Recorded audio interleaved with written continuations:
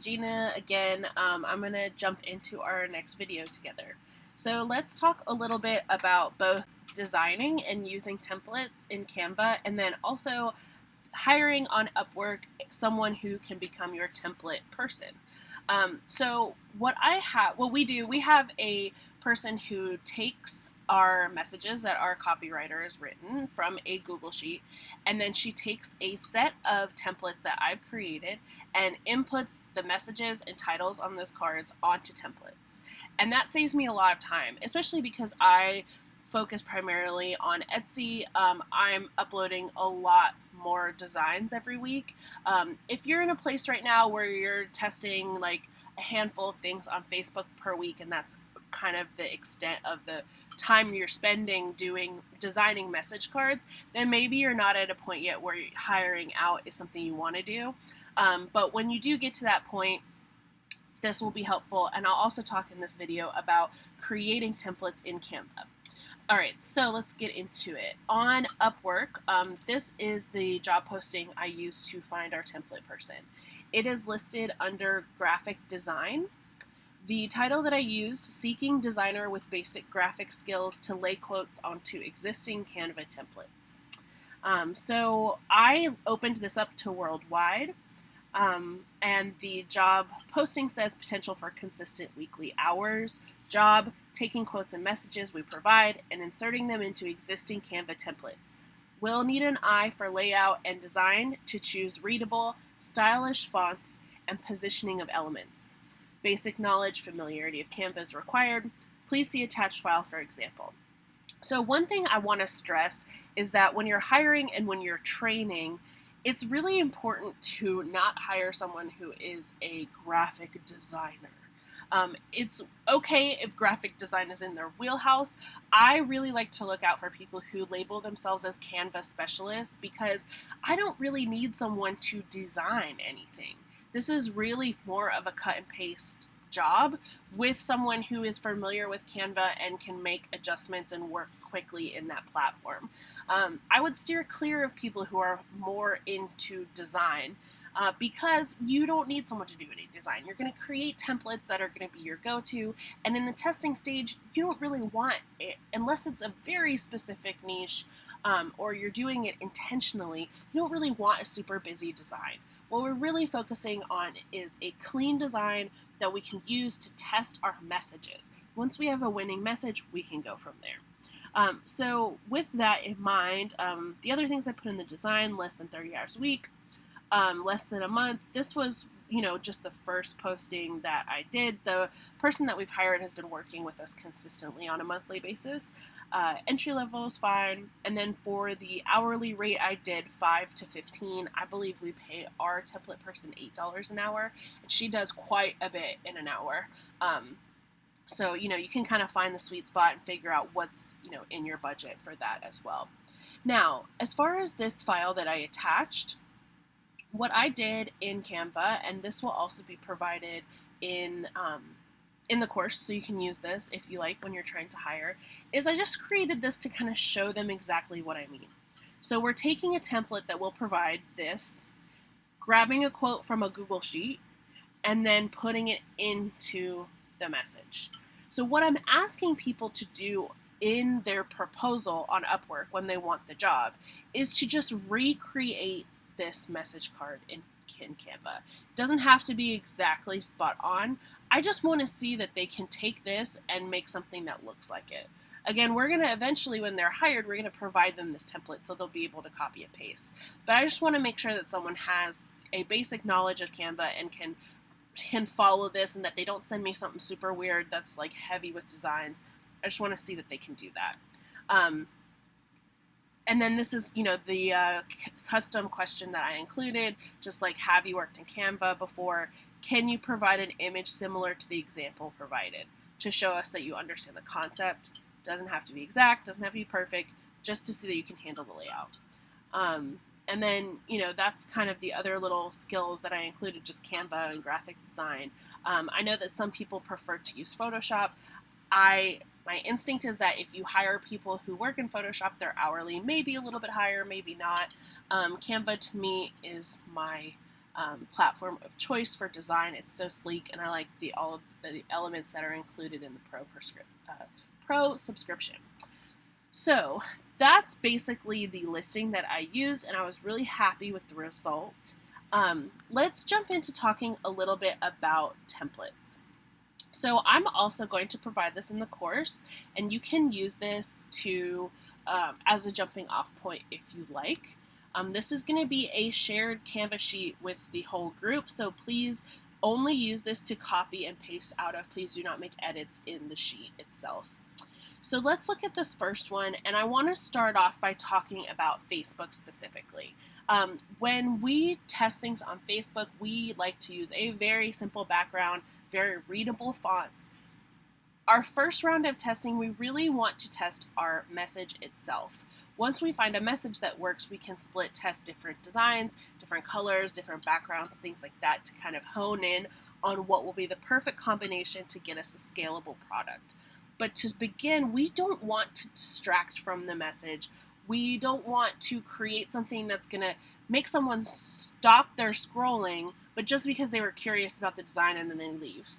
Everything about this template is going to be done to support the message. So we want it to be readable. We want the title to be nice and big so that when someone is scrolling, in this case, if it was a husband, he would see the word wife would jump out off of the message card, stop the scroll, and he'd be like, oh yeah, I should buy my wife something. That's what we want to do. We want the message itself to be super readable. And the sign off, if you use one, you can definitely use a handwriting or a cursive here, but again, when you choose some of these fonts that are way too cursive or like very italics, it gets very difficult to read. So it's great to use these cursive and handwriting fonts. We just want something that's going to be really readable. We like to use a darker background. It makes a lot of the SKUs really pop, especially the Love Not and Alluring Beauty. It adds some perceived value as well when that like sparkling stone is on top of the dark background. A gradient design is really nice. It's still very pleasing to the eye. It has a little bit more going on than just a plain black background, but again, it does not distract from the message. It supports the message. So we included this just like, as a easier to grab. This is another background that might be interesting to test. It's got a little bit more going on, but again, it's not like so distracting that you can't read it.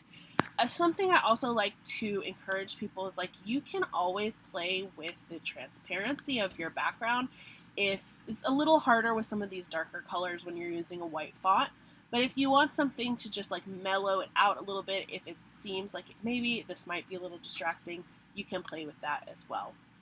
So Facebook, again, to reiterate, we really like to use these very plain backgrounds in the initial stages of testing so that we can focus on the message, something that's going to support it and not be a distraction. For those of you who also use Etsy, you may find that a lot of your designs are a little bit different. A big difference being, with Facebook, we are doing interruption marketing. With Etsy, we have people with search intent. So you can kind of have a little bit more creativity with your designs. And oftentimes there's a lot more, it's a lot of a more like feminine vibe on Etsy. A lot more people are shopping who are women. So you can split test some other designs there that are going to be maybe have a more of a graphic element. I wanted to point out something that I do. I have a logo that I've made for my store. I include it on all of my designs, just like small in the corner. When you're creating a sheet in Canva, that's going to be your template sheet with, your signature deck. I like to include my logo on all of these, so it's very easy for my template person to just, grab this whole sheet, paste it into another Canva document that they're working on, and the logo is already there and ready for them. If you decide to make a logo and use it, you make your transparent file. Make sure that you save one in both black and white so that you can use it on lighter color backgrounds and darker. Now, when you're making your signature deck for your templates, if you're having trouble finding the kinds of backgrounds that you want to use, there are a couple suggestions, things that I like to kind of start out with in the elements. So one of the things I like to search for is just typing in gradient, and this can be really helpful, as a jumping off point. You can find, a lot of times I'll just hit graphics so that you don't have those like animations and it's less distracting.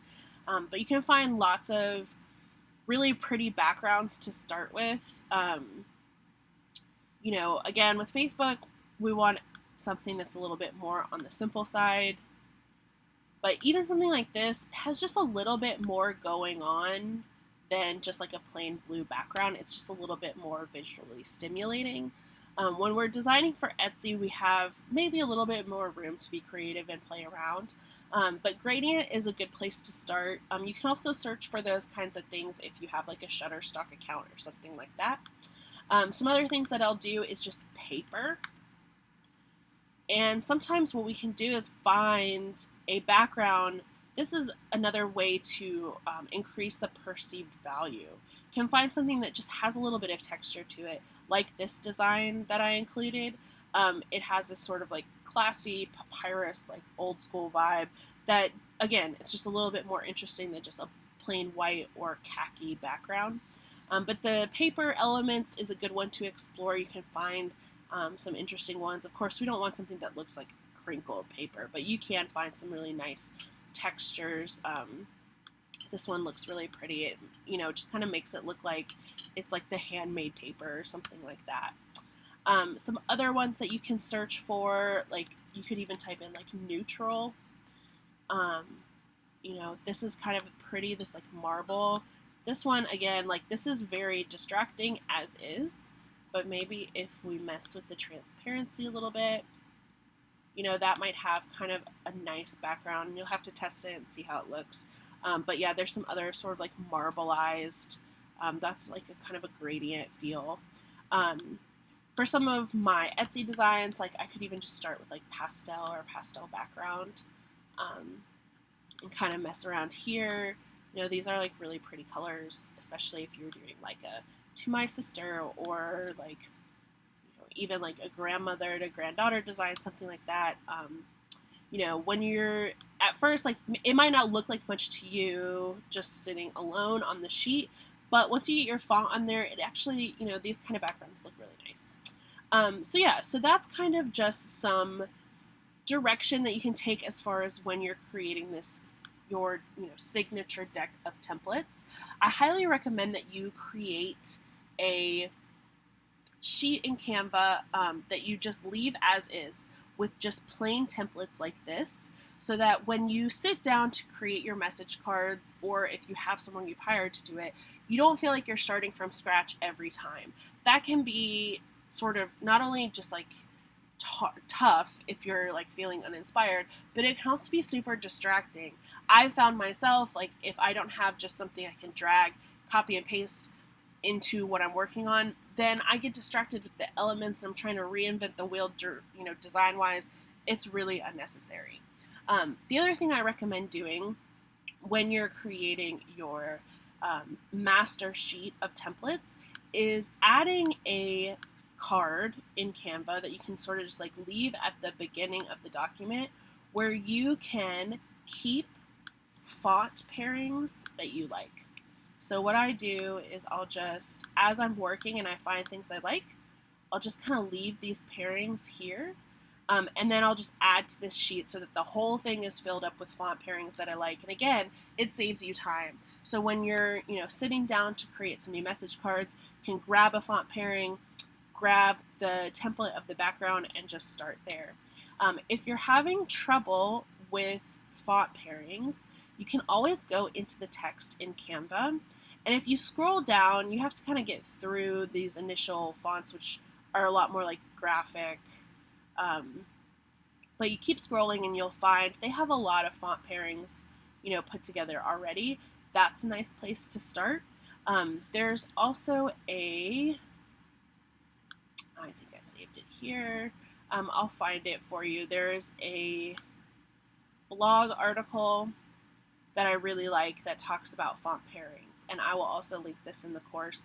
And it's just kind of like, if you're if you're really struggling in this area, this is a nice place to start, especially if design is not in your wheelhouse and you just feel like you need a little bit of extra direction. This kind of talks about like more of the theory behind font pairings, so that can also be a really good resource. So just to kind of wrap it up, I highly recommend that you have this template sheet in your Canva that you can just go to every time. And as you test and you find winning products, this will be a living document. You can upload templates that are working, get rid of things that were, like a test that didn't work out. Continue to add to your font sheet here so that you have all of these pairings that you can come back to. And this makes it super easy. If you do end up hiring a template person off of Upwork, they know that they always go to this is where they start, and they know that they just use these font pairings and these backgrounds, and it makes the workflow very quickly. All right, guys, thanks so much.